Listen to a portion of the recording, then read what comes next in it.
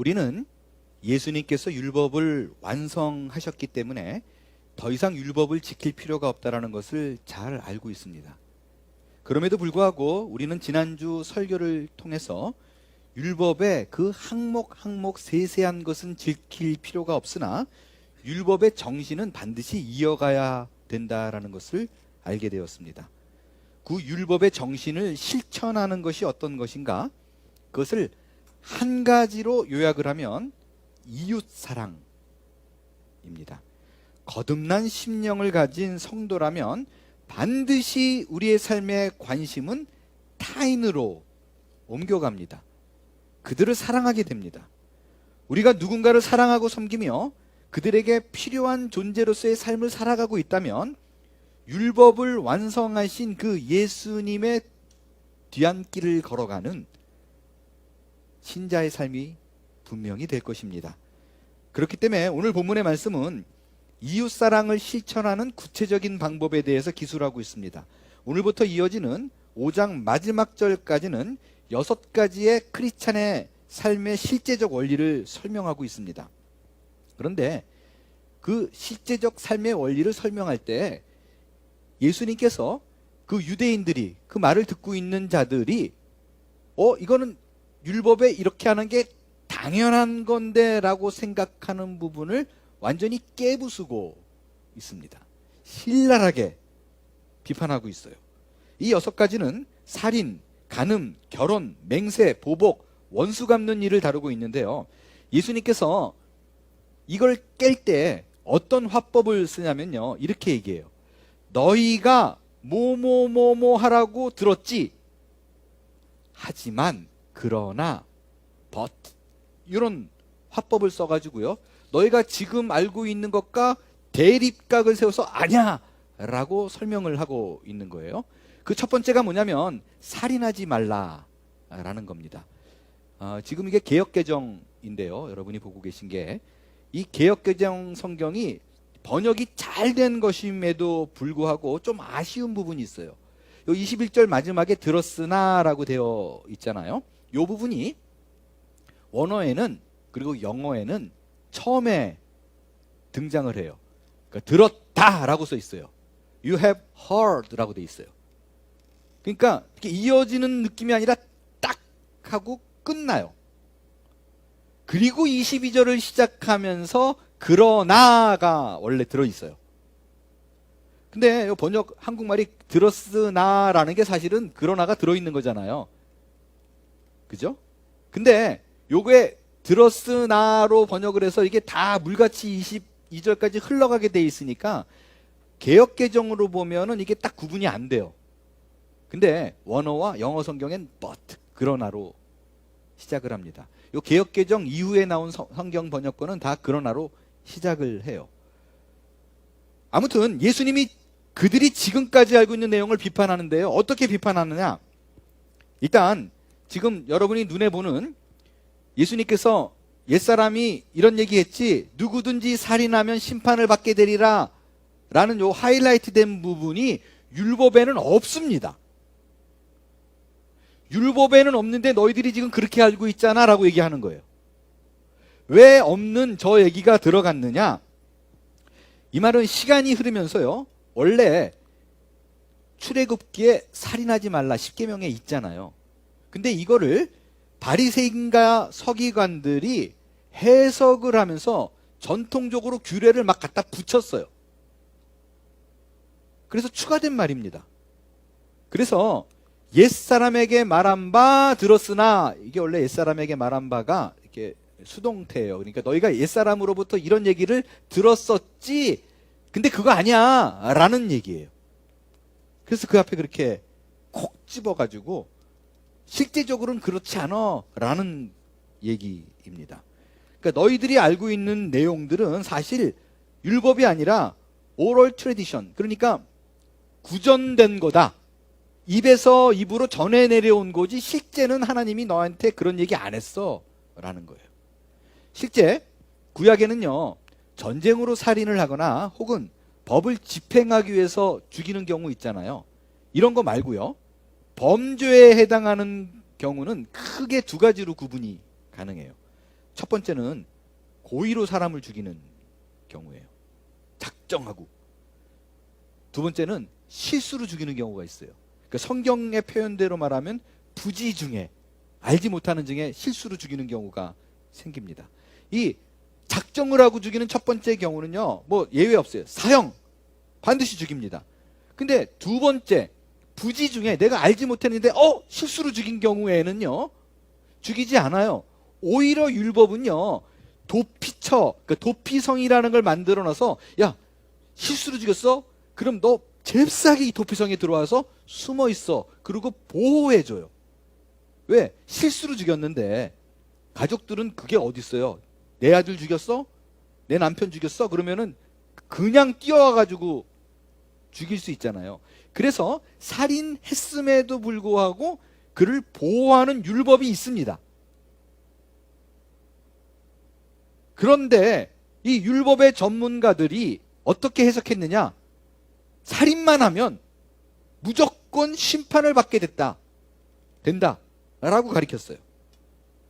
왜 그렇게 가르쳤을까?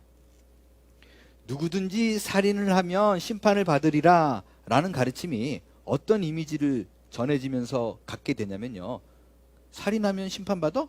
오케이. 반대로 말하면 살인만 안 하면 심판 안 받겠네 라고 됐어요.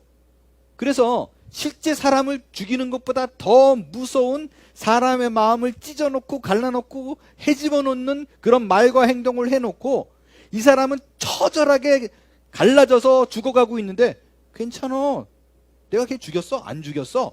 나는 심판 안 받아 라는 사고가 팽배하게 번져져 있는 거예요. 여러분, 이게 바로요 성경이 말하는 대로 가지 않고 전통과 의식에 따라서 행하는 사람들이 벌이는 가장 큰 실수입니다. 여러분, 신자라면요, 내가 예수를 딱 믿은 다음에 정말 하나님을 깊이 만나면 어떤 일이 벌어져요? 야, 내가 정말 신자로서 살고 싶어져요. 그래서 하나님이 말씀하시는 것이 무엇인가를 관심 갖게 되고 그 말씀에 순종하고 싶은 마음이 생기는 것이 당연한 겁니다. 그게 정상이에요. 그런데 내가 이제부터 하나님의 말씀대로 살리라라고 해서 사는데, 안타깝게도 실제적으로는 하나님이 그런 말을 한 적도 없고 율법에 기록되어 있지 않는데, 전통과 또 누가 신앙이냐 한마디 툭 던진 그 얘기가 하나님이 원하시는 얘기인 줄 알고 그렇게 살아가는 사람이 우리 가운데는 적지 않습니다. 그러니까 나는 말씀대로 내가 사니까 하나님께서 복 주실 거야 라고 생각하는데, 하나님이 야, 나는 그런 말 한 적 없어 라는 경우가 벌어진다는 것이죠. 그 예가 사실 정말 많이 여러분에게 전해드릴 수 있습니다. 그런데 그 많은 것 중에서 대표적인 예를 하나 꼽아라 라고 누가 저에게 묻는다면, 그거는 교인들이 목사를 대하는 태도가 아닐까 생각합니다. 대부분의 경우에는요, 교인들은 목사에게 참 잘합니다. 목사를 잘 섬겨주시고 목사가 무슨 부탁이나 일을 맡기면 가능한 따르려고 합니다. 저는 참 좋은 신앙의 자세라고 생각합니다. 그런데 그런 일들이 너무 당연시 되다 보면 개인적으로 참 우려되는 바가 있습니다. 그건 목사에게 잘하는 것이 하나님의 복을 받는 지름길이다 라고 생각하고 있다면 이건 정말 위험한 겁니다. 여러분, 실제적으로 보면 공동체를, 우리가 교회 공동체 안에서 벌어지는 일들을 보게 되면 실제로 목사에게 잘했을 때 하나님께서 그분에게 복을 주시는 경우가 왕왕 발생합니다. 그리고 우리가 그 모습들을 봅니다. 그러나 그것이 목사라는 신분을 가진 자였기 때문에 하나님이 주시는 복이 아닙니다. 오히려 교회의 리더라는 직위를 가진 자를 섬겼기 때문에 하나님께서 보여주시는 칭찬이라고 보는 것이 맞습니다.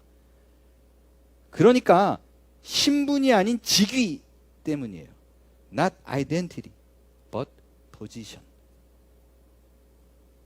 이게 무슨 말이냐면요, 담임 목사는 교회 공동체의 리더로서 때로는 엄청 큰 욕을 먹을 각오를 하고 무언가를 결정해야만 합니다.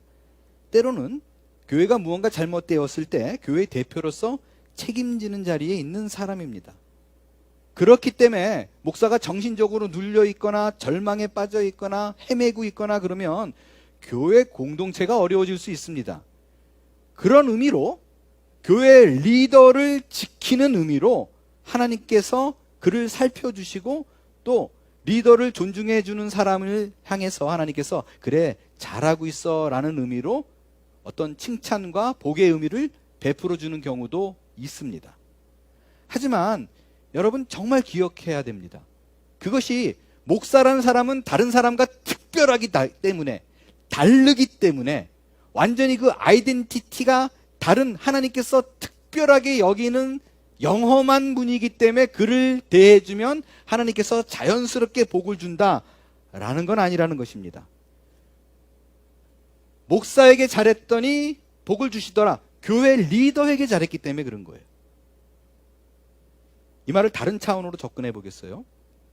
만일 제가 무슨 일로 인해서 우리 한몸교회를 사임하게 됩니다. 그리고 한몸교회가 목사가 없는 상태로 수년이 흘러갈 수 있는 일에 봉착했다고 가정해 보겠어요. 가정이에요. 제가 곧 있으면 떠날라 그러나 보다 이런 거 아니에요. 콜로라도 자주 드나들더니 뭐 이런 생각하면 안 돼요. 가정입니다. 제가 떠난다는 가정이에요. 아무튼 그런 상황이 벌어졌을 때 우리 교회 리더는 안수 집사님들과 실행위원회 분들이 될 것입니다. 그때 하나님께서는 이 안수 집사님들과 실행위원에게 목사에게 주는 똑같은 권위를 주시고 이분들을 지켜주실 것입니다. 이 리더들을 잘 섬기는 자들을 복을 주시고 그렇게 대하지 않은 분들에게 너 그거 잘못됐어 라는 사인을 삶 가운데 알게 해 주실 거예요. 왜냐하면 하나님은 교회의 리더를 보호하는 것으로 교회를 지키기 때문입니다. 이 얘기 여기까지 들으시고 거봐 결국에 목사에게 잘하라는 얘기네 이렇게 들으시면 안 돼요. 제가 정말 썼다 지웠다 그렇게 생각하면 저는 정말 고통스럽습니다. 실제로 제가 이거 너무 고민하다 보니까 이거 말을 해야 되는데 이렇게 오해하면 어떨까라는 생각 때문에 아침에 일어나서 머리를 감는데 머리가 대머리 돼가지고 오는 줄 알았어요. 정말 그런 뜻 아닙니다. 여러분 목사를 하나님이 세우신 특별한 종이야 주의 사저야 그렇기 때문에 우리와는 달러 이분을 섬기는 것이 하나님께 복을 받는 길이야 라는 생각을 지워야 됩니다. 이렇게 잘해주시면 좋아요. 교회 리더이기 때문에 잘해야지. 그분이 정신적으로 안정을 찾아야 돼. 나는 그냥 목사님이 좋아. 그래서 밥 사주고 싶어. 이런 건 좋아요. 이런 건 얼마든지 좋아요. 그러나 그렇지 않게 영험한 존재이기 때문에 라고 여기면 안 됩니다. 목사를 마치 구약의 제사장처럼 여기서 우리 목사는 하나님을 대신하는 사람이야 라고 여긴다거나 그렇기 때문에 달러라고 여긴다면 영락없이 목사를 무당 취급하는 겁니다. 여러분 샤머니즘에서는요 무당이 신을 대신합니다. 그들이 섬기는 신의 목소리를 듣고 싶으면 반드시 무당에게 찾아가고 무당의 입술을 통해서 나오는 소리만이 신의 소리예요. 그렇기 때문에 당연히 무당의 말을 귀담아 듣기 위해서 무당에게 잘해야 돼요. 또 무당의 말이 절대적입니다. 얼마나 무시무시한지 몰라요. 서슬이퍼래요. 그 말을 안 들으면 당장 집안에 재앙이 날 것 같아요. 부들부들 떨면서 굿 몇백만 원 주고 합니다. 근데 목사는 제사장이 아닙니다. 하나님의 말씀을 직접 듣고 대언하는 사람도 아닙니다. 하나님의 말씀을 가르치는 사람입니다. 이미 기존에 있는 성경 말씀, 그 하나님의 말씀을 풀어서 가르치는 사람이에요. 또 목사라는 그 신분, 그 아이덴티티가 어떠한 다른 사람과 구분되는 신비함을 더해주는 것도 아닙니다. 여러분이 목사에게 찾아와서 애달픈 애환을 얘기했을 때 목사가 기도하면 본인이 기도하는 것보다도 목사는 하나님과 직통하는 사람이기 때문에 훨씬 더 강력하게 내가 기도하는 것보다 하나님 목사가 기도하면 더 잘 들어줄 거야 라는 생각만큼 위험한 것은 없습니다. 여러분, 목사는 월급 받고 여러분의 기도를 대신해 주는 사람이 아닙니다. 여러분의 문제는 여러분이 목 놓아 기도해야만 합니다. 그걸 하나님이 원하시고 계속 끊임없이 여러분을 기도 좀 하라는 것으로 채찍질하실 거예요. 목사는 여러분 모두가 하나님의 사람으로 열심히 사역을 잘할 수 있도록 돕는 사람이고, 목사는 오히려 성도들이 목사에게 의존하지 않고 하나님만 바라보도록 지도하는 사람이 목사입니다. 그런 역할을 해야 될 사람이 하나님의 자리에 떡 하고 버티고 앉아서 성도들을 하나님이 아닌 나를 의지하게 만들고 나를 영험한 존재로 만들어서 나에게 잘해야지만이 복받는다라는 거 인도한다면 그건 이단도 아니라 저주받은 자예요. 목사를 우상으로 만든 큰 죄악을 범하는 것입니다. 여러분, 그런 의미로 이제 준비가 되는 대로 예배 중에 제가 하는 이 목회 기도를 우리 목자들에게 부탁을 드리려고 합니다. 우리 교회는 말씀드린 대로 대표 기도가 아니라 목회 기도이기 때문에 현재 셀교회에서 목회를 하고 계신 분들이 돌아가면서 목회 기도를 매주일 하게 될 것입니다. 물론 예배 중에 목자분들이 기도를 하면 제가 하는 것과 다르겠지요. 아무래도 부자연스럽기도 하고 좀 어색하기도 하고 문장과 문맥이 약간 핀트가 안 맞는데 라는 부분도 생길 것입니다. 그러나 여러분, 정말로 제가 여러분에게 자신 있게 드릴 말씀이 있습니다. 이분들이 나와서 기도할 때 제가 기도하는 것보다 비교가 안 되게 훨씬 더 많은 시간을 여러분을 머리에 그리면서 집에서 준비하고 기도할 것입니다. 아마 보지 않아도 뻔해요. 제가 설교 준비로 일주일 내내 긴장하고 지내는 것처럼 목자분들은 고작 이 3분 기도하는 것 때문에 본인이 써놓은 기도문을 수차례 읽고 수정하는 일을 엄청나게 많이 반복할 것입니다. 저는 이렇게 목자분들이 하는 기도가 우리 교인들이 뭐가 필요할까라고 생각해서 곱씹고 또 곱씹어서 올리는 기도가 진정으로 하나님 앞에서 가치 있고 복된 기도라고 생각합니다. 이제 보세요. 이분들 기도 순서 되면 일주일 내내 성도들을 묵상해요. 그리고 간절한 마음으로 섭니다. 그럼에도 불구하고 제가 할 때와는 달리 프로페셔널하지 않죠. 자연스럽지도 않을 겁니다. 이거 목사님이 할 때랑 다르게 분위기 좋은데 예배가 흐름이 깨져. 이런 일이 벌어질 것입니다. 그래서 목사가 하는 기도가 훨씬 더 복된데 라고 생각한다면 여러분이 전통과 규례에 빠져서 성경이 말하는 신자가 뭔지를 모르는 거예요. 거칠의 화려함과 그 익숙한 기술에 빠져서 예배의 본질, 신자의 본질을 놓치는 겁니다. 성경은 분명히 선언합니다. 목사뿐만 아니라 예수를 믿는 모든 성도는 왕같은 제사장이라고 얘기합니다.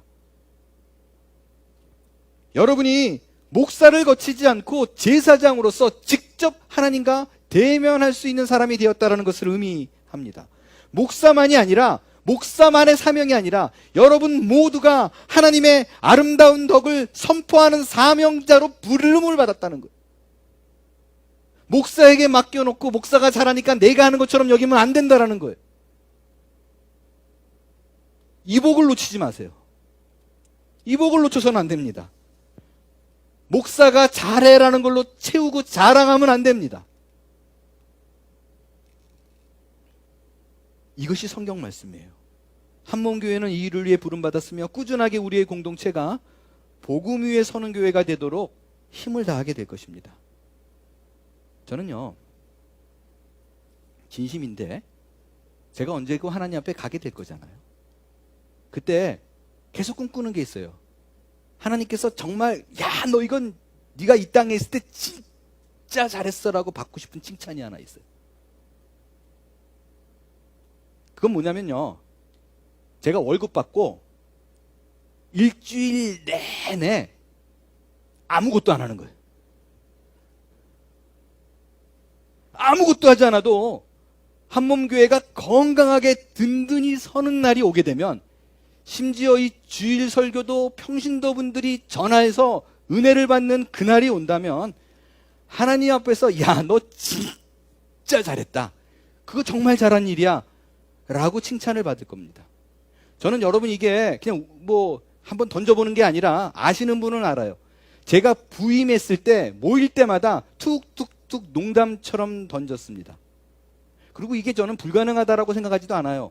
왜냐하면 우리 한몸교회 이전 LGMC 때부터 우리는 그것이 평신도가 목자로서 목사의 역할을 해야 된다는 것을 당연하게 알고 있는 교회입니다. 이렇게 수십 년 지났으면 할만하잖아요. 저는 진심으로 그날을 기리고 있어요. 주일날 와서 아무것도 안 하면 누가 혹시 왜 목사님이 특별하게 아무것도 안 합니까? 그러면 제가 안내 설게요.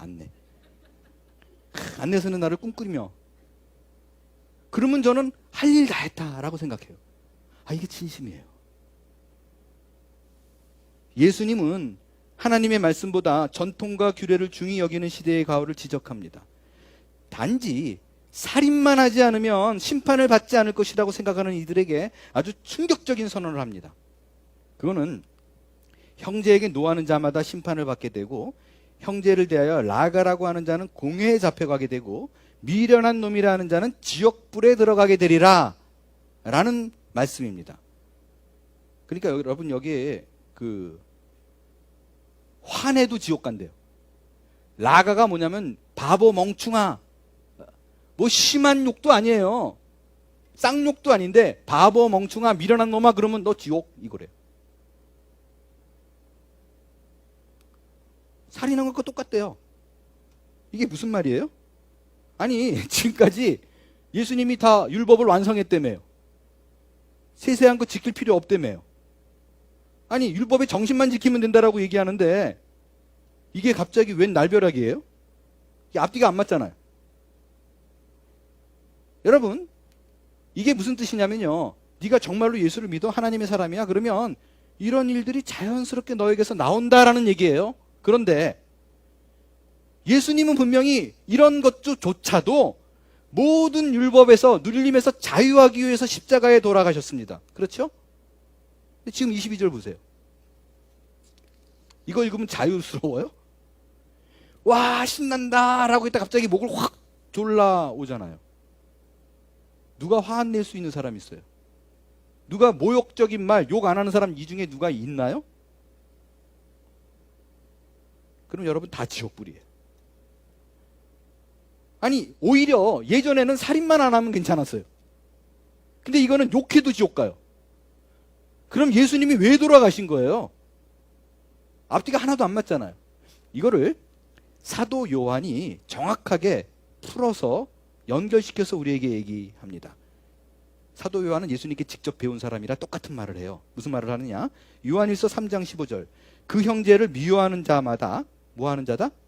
살인하는 자니 살인하는 자는 영생이 그 속에 거하지 아니한다. 뭐예요? 너 지옥 가. 미워해봐. 으씨 너 지옥. 분명해 이거예요. 똑같은 말을 합니다. 그럼 미워만 해도 욕만 해도 나는 지옥불에 가는 사람이네 라는 거를 깨닫는 사람은 어떻게 되나요? 이거를 깨닫는 사람은 정말이구나 안 되겠구나를 깨달은 사람은 반드시 16절로 갑니다. 16절이 뭐예요? 그가 우리를 위하여 목숨을 버리셨으니 우리가 이로써 사랑을 알고 우리도 형제들을 위하여 목숨을 버리는 것이 마땅하니라. 내가 죽어서 내가 지옥에 갈 존재구나. 나는 결코 용서를 받지 못할 존재라는 것을 깨닫는 사람은 반드시 십자가 예수를 찾게 되어 있습니다. 내 의로는 절대로 구원받지 못하는 것을 철저하게 깨닫는 자가 십자가의 공로를 의지하는 거예요. 여러분 성경에는 율법의 0.1획도 지키지 않는다면 다 지옥이래요. 누가 천국에 갈 수 있겠어요? 그러나 우리가 온전히 천국에 갈 수 있는 유일한 의, 바리새인보다 서기관보다 나은 유일한 의는 예수 그리스도를 믿는 믿음으로 말미암아 얻게 되는 의입니다. 예수님께서 그거를 극단적으로 보여주시기 위해서 살인이 아닌 욕을 하는 것조차도 천국에 가지 못한다고 선언한 거예요. 살인만 안 하면 나는 의롭다, 아니야 라는 거예요. 그러니까 본문은 너 욕했지, 미워했지, 그러니까 너 지옥이야 라는 데 강조가 있지 않아요. 그런 존재이기에 더욱더 너는 예수가 필요해 라는 것입니다. 여러분, 지금 제가 드린 얘기를 여러분이 명확하게 이해를 하신다면 지금까지 여러분이 당연하게 읽었던 전통과 규례를 통해서 읽었던 이 23절, 24절이 완전히 다른 해석으로 여러분에게 다가갈 것입니다. 23절, 24절은 이렇게 얘기를 해요. 누군가 예물을 갖고 와가지고 제단에 딱 드리려고 그러는데 갑자기 빡 하나 뭐라 생각이 나요. 아, 내가 누구한테 잘못했는데, 내가 누구에게 욕했는데, 누구에게 상처를 줬는데, 미운 사람, 화해할 대상이 생각이 나요. 딱 생각나면 어떻게 하라고요? 예수님께서 그렇게 얘기했어요. 예물 그 자리에서 딱 놓고 달려가서 그 당사자를 만나서 화해하고 다시 돌아와서 제단 앞에 예물을 드려라 라고 얘기합니다. 그래서 우리는 이 본문을 전통적으로 어떻게 해석을 했느냐, 예배를 드리기 전에, 예물을 들고 제단에 온다는 게 이제 예배를 드리기 전에 너와 관계가 안 좋은 사람이 딱 생각나면 예배 드리지 말고 그거 먼저 하면 안 된다. 뭘 먼저 해야 돼요? 가서 화해해야 된다. 그렇지 않으면 하나님이 네가 드리는 예배를 받지 않는다 라고 배웠습니다. 그렇죠. 여러분, 근데 만일 그렇다면요, 그게 사실이라면 오늘 이 자리에 앉아 계신 부분의 상당수가 주차장까지 왔다가 바로 가야 돼요. 그죠? 딱 왔는데, 아, 내가 누구한테 오늘 욕했는데 화해하러 가야지. 가야 돼요. 왜? 그거 안 하면 예배 안 받으시는데. 그러면 우리 교인 수가 확 줄지 않을까요? 그리고 심지어 가끔 저도 못 나올 거예요. 아, 뭔 일이 있었구나 이렇게 생각하면 돼요. 안 나오면. 그런 일이 당연하게 발생합니다. 아니, 내가 화해하지 않고 이 자리에 오면 하나님이 예배를 안 받으시는데 굳이 내가 이 자리에 왜 앉아 있어요? 암만 몇 시간을 앉아 있어도 하나님 예배를 안 받으시는데. 이 본문을 왜 그렇게 해석했느냐 하면요, 구약에 그런 대목이 나오잖아요. 사울이 하나님의 명령을 어기고 그 제물들을 그대로 다 살려놓고 하나님 앞에 제물을 바치기 위해서 그 가축들을 다, 짐승들을 바쳐요. 그랬더니 그 모습을 보고 사무엘이 뭐라고 얘기해요? 야, 순종이 제사보다 나아. 너 그거 안 만들어도 하나님이 안 받아 라고 얘기했어요. 그 개념이 이 22절, 23절, 24절까지 딱 들어와가지고 우리가 화해하지 않으면 아무리 예물을 드려도 하나님이 안 받아가 됐어요. 그러나 여러분, 제 얘기 잘 들으셔야 돼요. 실제적으로는요, 신자는 여러분이 지금 가슴속에 누군가를 미워할지라도, 심지어 그와 아직 화해를 하지 않은 상태일지라도 당당히 이 자리에서 고개 빳빳이 들고 예배 드릴 수 있고 하나님은 그 예배를 받으십니다. 그게 팩트예요. 왜냐하면 예전에 이 사울 시대에는요, 매번 죄 지을 때마다 짐승을 바쳤어야 됐어요. 그 하나님 앞에 죄를 짐승에 전가해가지고 이거를 바쳤고 그 짐승을 죽이는 일을 하지 않으면 하나님이 내 죄를 용서 안 했어요. 그래서 그 일을 했어야만 합니다. 그러나 이제는 그럴 필요가 없어요. 왜냐하면 그 제물을 대신해서 예수님이 희생 제물이 돼서 단번에, 한 번에 우리의 모든 죄를 들쳐업고 끝냈다고요. 본인이 제물이 돼서 하나님께 바쳐졌어요. 모든 죄를 깨끗이 했습니다. 그래서 여러분들, 이제는 왔을 때 내가 누구에게 화해 안 했는데 내가 아직도 미워하는 마음이 있는데 어떡하지? 예배 안 받으시면 어떡하지? 이런 걱정 안 해도 돼요. 하나님이 받아요. 그래서요, 본문 잘 보세요. 예수님이 이 말씀을 할 때 형제와 네가 예물을 드리러 왔을 때 형제와 화목하지 않거든 그리로 가서 화해해라. 그리고 다시 와라. 라고 써 있지. 만약에 그 일을 하지 않으면 하나님께서 예배를 받지 않는다라는 말이 없어요. 그냥 그렇게 하라. 라는 말만 있습니다. 이 말이 무슨 말이냐면 예수님께서 그렇게 형제와 화해를 하고 예배를 드리는 것이 야 신자라면 마땅한 거야. 그렇게 좀 해라고 우리에게 권하는 거지 그것이 상벌을 의미하지 않는다고요. 이걸 모르고 있으면 처음에 말씀드린 성경이 말하는 대로 행하는 것이 아니라 전통에 묶여가지고 당연하게 생각하고 행하는데 전혀 하나님과 상관없이 예수 그리스도의 십자가의 복음과 아무런 상관없이 사는 삶이 되는 거예요. 그러니까 오늘 이 본문은요 형제와 화목하고 예물을 드려라 라는 것보다 훨씬 더 중요한 게 있어요. 그건 뭐냐면요 네가 진짜로 예수를 믿어 그리고 하나님 앞에 진실된 마음으로 예배를 드리러 와. 그럼 어떤 일이 벌어져요? 네 형제에게 원망받은 일이 생각날 거야.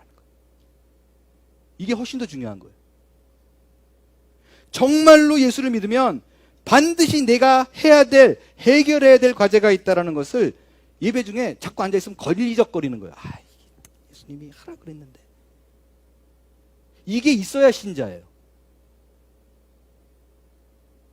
이게 하고 걸리고 이게 불편한 게 하나님이 나에게 주시는 메시지이고 이걸 좀 해라는 하나님의 간절한 음성이 담긴 사인이라고요. 반대로 말하면요 형제에게 분명히 화해할 것이 있는데 뻔뻔하게 딱 와가지고 아무 생각 없이 주여 찬양합니다 할렐루야 눈물을 흘리면 가짜야 너 이거예요. 연약해서 미운 대상이 있지만 그래도 이 자리에 나오는 사람이 있다고요. 그러면 하나님이 예배를 받지만 하나님이 계속해서 아이 좀 하지 그것 좀 하지 이 얘기라고요. 이거 안 하면 너 신자도 아니야. 예수 진짜로 믿니? 이거예요. 우리는 밀양이라는 영화를 잘 압니다.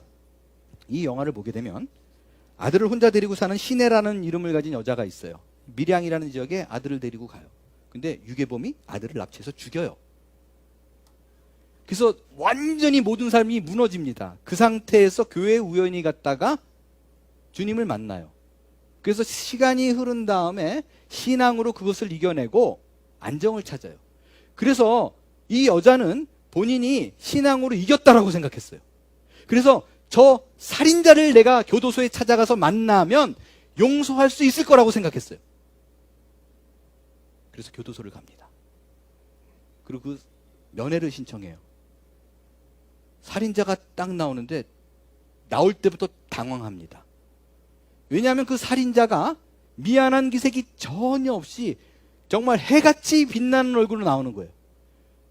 그러면서 뭐라고 얘기하냐면 뻔뻔한 얼굴로 그 자기가 죽였던 아이 엄마 얼굴에 대고 감옥을 갇힌 후에 하나님을 만나서 용서를 받고 구원을 얻었노라 라고 얘기를 합니다. 그 말에 그 얘기를 듣고 여자가 혼절을 해요. 그리고 깨어나서 이렇게 얘기합니다. 내가 아직 그를 용서하지 않았는데 어느 누가 나보다 먼저 그를 용서하느냔 말이에요. 그럴 권리는 주님에게도 있을 수 없어요. 그런데 주님께서는 그런 권리를 내게서 빼앗아가 버린 거예요. 나는 주님에게 그를 용서할 기회마저 뺏기고 만 거란 말이에요. 내가 그를 어떻게 다시 용서합니까? 라며 절규합니다. 이 영화를 본 많은 사람들이 어떤 죄인이라도 회개하면 그 믿음으로 구원받을 수 있다는 기독교의 교리를 비판하고 우습게 여깁니다. 근데 아이러니한 건 야, 죄 짓고 그냥 회개만 하면 용서받는다며 천국 간다며 그게 말이 돼? 그럼 또 우리 신자들은 얘기를 듣고 찍소리도 못해요. 그러나 그건 성경을 모르는 얘기입니다. 지금 예수님이 산 위에서 믿는 그 제자들을 향해서 한 말은 전혀 다른 말이에요. 그거는 믿는 자는 오케이 모든 걸 용서받는다. 하지만 정말로 믿는다면 내가 진짜로 예수 그리스도의 은혜로 구원받은 자임을 믿는다면 반드시 행동이 나오는데 그거는 내가 죄진 자에게 가서 먼저 사과한다. 용서를 구한다. 그렇지 않으면 가짜다. 라는 얘기예요. 그렇습니다. 여러분, 신자는 반드시 믿음의 사람이라는 것이 삶에 드러납니다. 반드시 삶 속에서 내 안에 터져나오는 감격으로 주변 사람들을 축복하고 사랑을 나누고 주의 평화를 전하는 일에 모범을 보이는 모습이 드러납니다. 그러나 여러분, 이 모든 것이요, 예수를 믿었다고 갑자기 변하지 않아요. 아무리 기도를 해도 이것이 내 것이 되어 내가 평안히 거하는 가운데 흘러나가는 것은 쉽지 않습니다. 오랜 시간이 필요합니다. 많은 시행착오와 훈련이 필요합니다. 근데 중요한 건 신자는 알고 있다는 거예요. 반드시 내가 이 일을 해야 된다라는 것과 궁극적으로 내가 그 길을 걸어가야 된다라는 것을 부담 가운데 알고 있다라는 거예요. 여러분, 이건 마치 갓 태어난 어린애 같아요. 어린아이는요, 할 수 있는 게 아무것도 없어요. 말도 못해요. 걷지도 못해요. 숟가락 터서 자기 입으로 떠넣지도 못합니다. 그러나 불구가 아니에요. 다 갖고 있는데 약합니다. 우리가 예수를 믿었다고 해서요, 미운 것이 해결되지 않아요. 용서도 쉽게 되지 않습니다. 그러나 어린아이가 시간이 지나면 걷게 되듯이, 스스로 밥을 퍼먹게 되듯이 조금씩의 변화가 우리에게 생기는 거예요. 그 훈련을 게을리하지 말아 주십시오. 끊임없이 걷고 뛰는 날까지 연습하고 또 연습할 수 있게 되기를 바랍니다. 그럴 때 어느 순간 모든 것을 가슴에 끌어안고 십자가의 길을 기꺼이 걸어갔던 예수님처럼 우리도 우리 주변의 모든 사람들에게 평화를 나누어주는 참된 신자의 길을 모두가 걸어가게 될 줄로 믿습니다. 일어나 찬양하겠어요.